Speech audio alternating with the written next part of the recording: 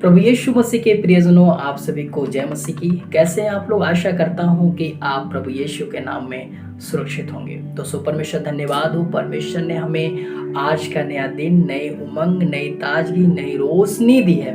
हम परमेश्वर को धन्यवाद देते हैं और आप भी उस परमेश्वर को धन्यवाद दीजिए, क्योंकि बहुत सारे लोग हैं जो आज के दिन को नहीं देखने पाए होंगे, पर प्रभु आपको बचाया है और आपको संभाला है और एक नई आनंद, नई खुशियां, नई उमंग, नई ताजगी और नया दिन को देखने को दिया है। इसलिए परमेश्वर को आप धन्यवाद दीजिए।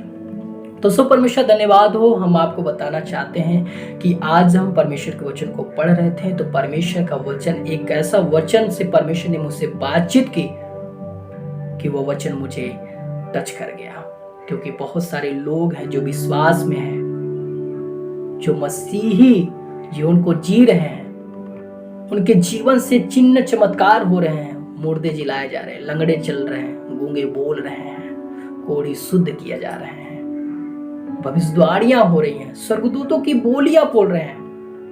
परंतु यदि उनके अंदर एक बात की कमी है तो परमेश्वर के राज्य में वो नहीं जा सकते हैं। तो परमेश्वर धन्यवाद हो। आइए उस वचन को हम देखें। कौन ऐसी बातें हैं जो हमें परमेश्वर के राज्य में जाने से वंचित कर देती है? भले ही हम चिन्ह चमत्कार करें, भविष्यवाणियां करें, मुर्दों को जिला दें, लंगड़े को चला दें, कोढ़ियों को शुद्ध कर दें, और जो कि बहुत बहुत अद्भुत चमत्कार कर सके, और वो वचन एक बात जो कि मेरे अंदर यदि कमी है तो हम उससे वंचित हो जाएंगे, परमेश्वर के राज्य से जाने से वंचित हो जाएंगे, और परमेश्वर के सामने मुझे निंदित होना पड़ेगा, मुझे शर्मिंदित होना पड़ेगा। इसलिए आइए उस वचन को देखें। वह कौन सी वचन है, वह कौन सी बात है जो हमें परमेश्वर के राज्य से वंचित कर देता है। तो परमेश्वर धन्यवाद हो। आइए मेरे साथ निकालिए 1 कुरिन्थियों 13 अध्याय और 1 पद से हम आगे को 8 पद तक पढ़ेंगे। तो परमेश्वर धन्यवाद हो। उसमें इस प्रकार से लिखा है, प्रेम, हालेलुया, प्रेम सबसे उत्तम मार्ग है। हालेलुया। आप यदि प्रेम नहीं करते हैं, लोगों से मेल मिलाप अच्छा नहीं रखते हैं, रिश्ता अच्छा नहीं रखते हैं, तो आपके लिए, आपके जीवन में एक मसीही चाल चलना सब कुछ व्यर्थ है। तो परमेश्वर धन्यवाद हो। हम आपको बताना चाहते हैं, इस वचन को पढ़े जाने से पहले मैं आपको बताना चाहता हूँ यीशु मसीह की आप हिस्ट्री को देखिए। यीशु मसीह के लोगों ने गाली दी, यीशु मसीह को लोगों ने सताया, निंदित किया, फिर भी यीशु मसीह ने प्रेम किया। वो मुर्दों को जिला देता था, लंगड़े को चला देता था, कोढ़ियों को शुद्ध कर देता था, अंधे को दिखा देता था, गूंगे को बोली दे देता था, पर उसके अंदर वो बातें थी, प्रेम।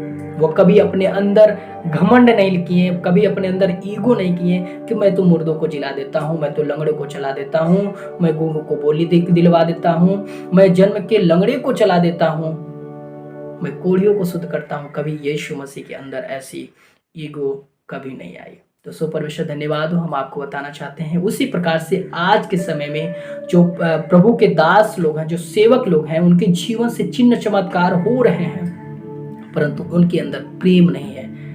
उनके जीवन से जब अद्भुत कार्य हो रहे हैं तो उनके अंदर घमंड आ जा रहा है और अपनी बड़ाई करने में लग जा रहे हैं। तो आप ऐसा मत करें और आप एक प्रेम में जोड़िए, लोगों से प्रेम कीजिए। लोगों के जैसे उनका स्वभाव है, भले वो मैले चिथड़े कपड़े पहने हुए हैं, तो उनसे भी वैसा ही प्रेम कीजिए जो अच्छे कपड़े पहने हुए लोग हैं। तो परमेश्वर धन्यवाद हो। आइए हम उस वचन को देखेंगे। लिखा है 1 कुरिन्थियों 13 अध्याय के 1 पद में, यदि मैं मनुष्यों और स्वर्गदूतों की बोलियां बोलूं और प्रेम न रखूं तो मैं ठनठनाता हुआ पीतल और झनझनाती हुई जहाज हूं। हालेलुया।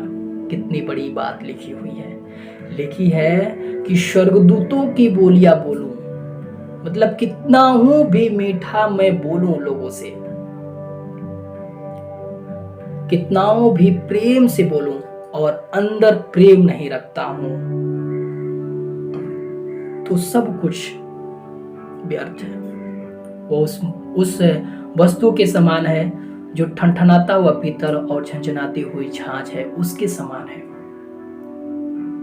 जो शोर मचाती है, अपनी मिठास को, अपनी झंझनाहट को प्रकट करती है। यानी लोग अपनी अच्छाई, अपने जीवन से अच्छे अच्छे बातों को निकालते हैं, लोगों को मोहने के लिए अच्छी अच्छी बातों को निकालते हैं, परंतु अंदर उनके प्रेम नहीं रहता है, तो वो उस वस्तु के समान है, टनटनाती हुई पीतल और झंझनाती हुई झांझ के समान है। तो इसलिए जिससे भी बातचीत करें तो आत्मा से बातचीत करें, सच्चे मन से बात करें और प्रेम पूर्वक बातचीत करें। आगे लिखा हुआ है, और यदि मैं भविष्यवाणियां कर सकूं और सब भेदों को, सब प्रकार के ज्ञान को समझूं, और मुझे यहां तक पूरा विश्वास हो कि मैं पहाड़ों को हटा दूं, परंतु प्रेम ना रखूं तो मैं कुछ भी नहीं। हालेलुया।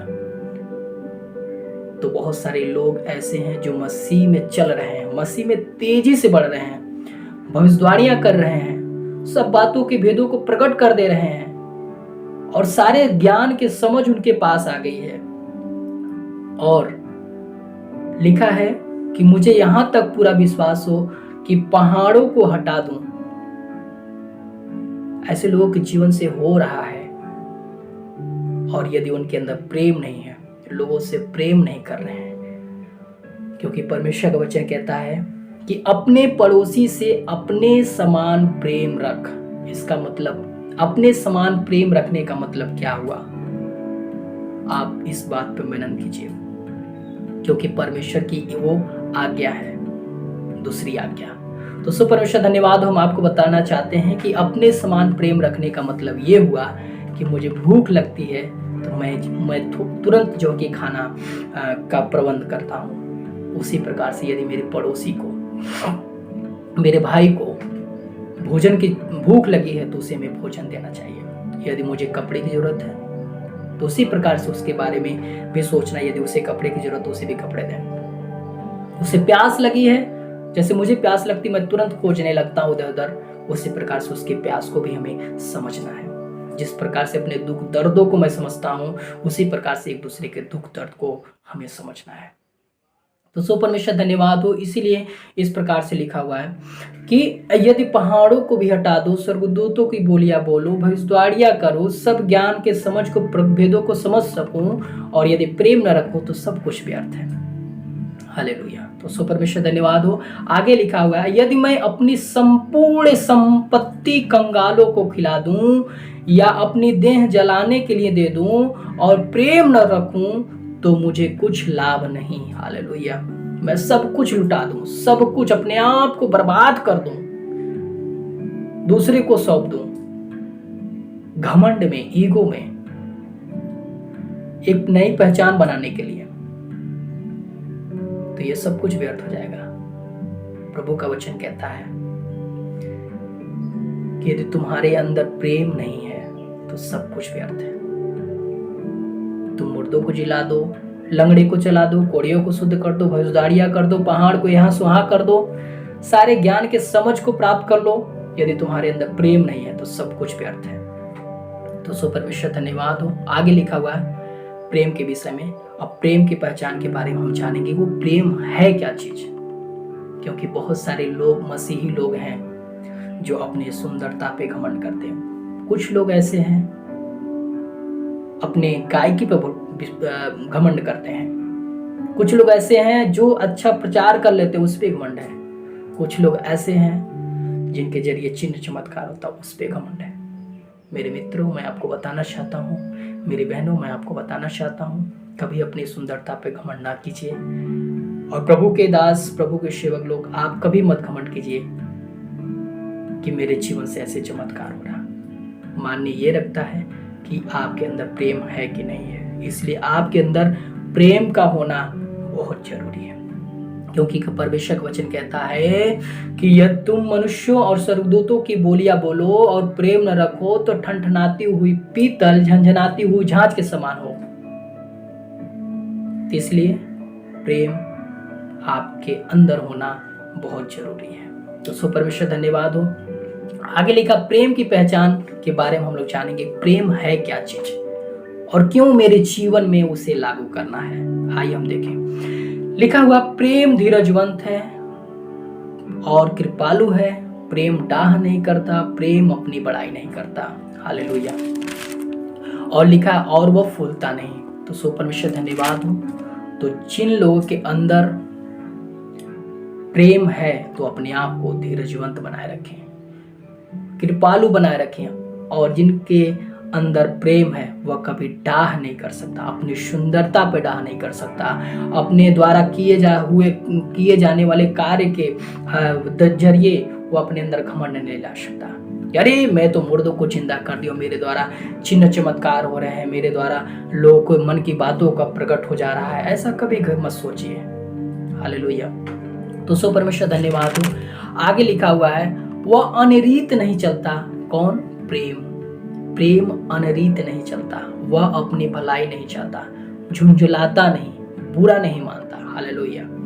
जिस भी बहन और भाई के अंदर प्रेम है तो वह कभी अनरीत नहीं चलेगा। हालेलुया। वह सही मार्ग पर चलेगा, वह अपनी भलाई नहीं चाहता। जिसके अंदर प्रेम है वह कभी अपने हित के बारे में नहीं सोच सकता, वह दूसरे के बारे में ही सोचेगा। सो परमेश्वर धन्यवाद हो। और आगे लिखा है झुंझुलाता नहीं, बुरा नहीं मानता। प्रेम एक ऐसा शब्द है, प्रेम एक ऐसा रिश्ता है जो कभी अनरीत नहीं चलता, अपनी भलाई नहीं चाहता, झुंझुलाता नहीं, किसी बातों को बुरा नहीं मानता। और लिखा है कुकर्म से आनंदित नहीं होता परंतु सत्य से आनंदित होता है। बहुत सारे लोग हैं जो मसीह में हैं, जो मसीही चाल चल रहे हैं, पर वो दूसरों के ऊपर आरोप लगाते हैं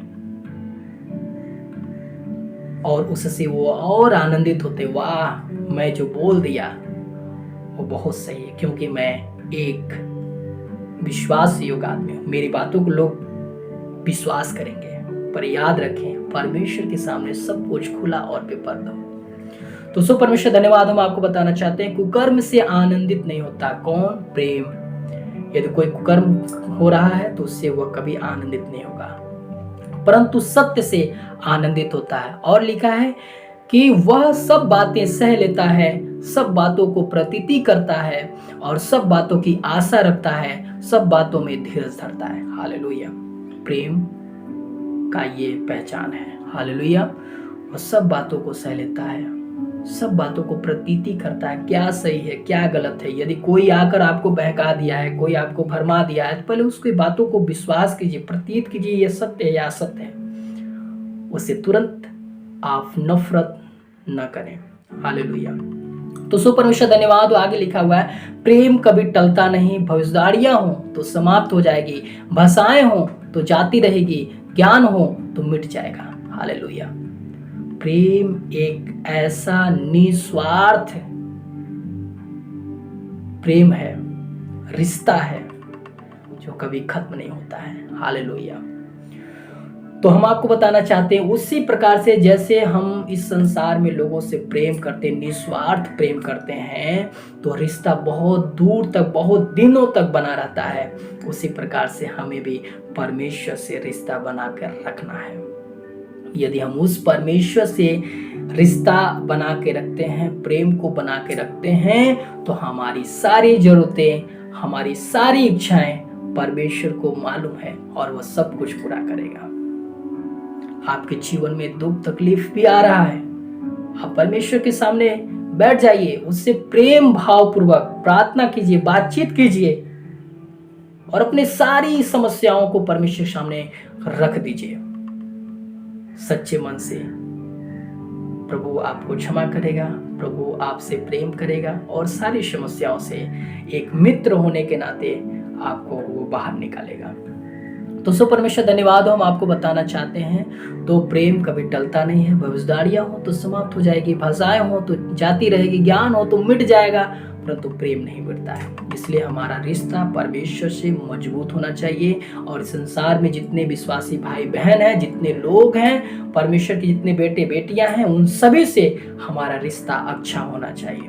तो सो परमेश्वर धन्यवाद। हम आपको बताना चाहते हैं लिखा हुआ है पहला कुरिन्थियों जब 13 अध्याय के 13 पद को पढ़ते हैं उसमें इस प्रकार से लिखा, पर अब विश्वास, आशा, प्रेम ये तीनों अस्थाई है, पर इनमें से सबसे बड़ा प्रेम है। हालेलुया। आप यीशु मसीह में विश्वास करते हैं, विश्वास कीजिए। यीशु मसीह पे आस लगाए हुए हैं तो आस लगाए रहिए, पर इन सब विश्वास से भी बड़ा, आशा से बड़ा है, सबसे बड़ा प्रेम है। क्योंकि परमेश्वर का वचन पहला कुरिन्थियों 13 के 1 पद में लिखा है कि यदि तुम स्वर्गदूतों की बोलियां बोलो और प्रेम न रखो तो टनटनाते हुए पीतल और झंझनाते हुए झांझ के समान हो। इसलिए मेरे मित्रों, मैं आपको बताना चाहता हूं, जो मसीही भाई बहन हैं उन सब को प्रेम में बढ़ना है। उनके अंदर प्रेम का होना बहुत जरूरी है। तो सो परमेश्वर धन्यवाद हो। हम आपको बताना चाहते हैं, जितने लोग इस वचन को देख रहे हैं, जितने लोग इस वीडियो को देख रहे हैं, प्रभु उन सभी को ये वचन उनके हृदय में डाले। और आपसे हमारी निवेदन है कि आप विशेष करके आप परमेश्वर के वचन को अपने हृदय में उतारें और इस वचन को गहराई से समझने की कोशिश करें और परमेश्वर के वचन के अनुसार अपने आप में एक प्रेम को प्रकट कीजिए और लोगों के जरिए जो अपने प्रेम है शेयर कीजिए, बांटिए, ताकि वो जान सके कि ये मसीह लोग हैं। हालेलुया। यदि हम स्वर्गदूतों की बोलियां बोलूं, मुर्दों को जिला दूं और लोगों से प्रेम ना रखूं तो सब कुछ व्यर्थ है। और हम मसीही लोगों की पहचान सिर्फ प्रेम से होता है, मेरे बिहेवियर, मेरे स्वभाव से होता है। यदि मेरे अंदर प्रेम है तो मेरा बिहेवियर, मेरा स्वभाव, मेरा बोलचाल, मेरा उठना बैठना सब कुछ पवित्र होगा। और इस चाल चलन, उठना बैठना, बोलना सब कुछ देखते हुए लोग ये पूछेंगे, ये सच में परमेश्वर का जन है, इसके मुंह से कभी मैंने गलत नहीं सुना। और ये सबसे प्रेम करता है। कोई गाली भी दे दे फिर भी वो बर्दाश्त कर लेता है, कोई मार भी दे तभी बर्दाश्त कर लेता है। ये सच में परमेश्वर का जन है। तो सो परमेश्वर धन्यवाद हो। हम आपको बताना चाहते हैं, आप भी मसीह में हैं तो आप परमेश्वर की योग्यता अनुसार जीवन को व्यतीत करें। इस वचन के पढ़े और सुने जाने से परमेश्वर आपको आशीष दे। आप सभी को जय मसीह की। God bless you.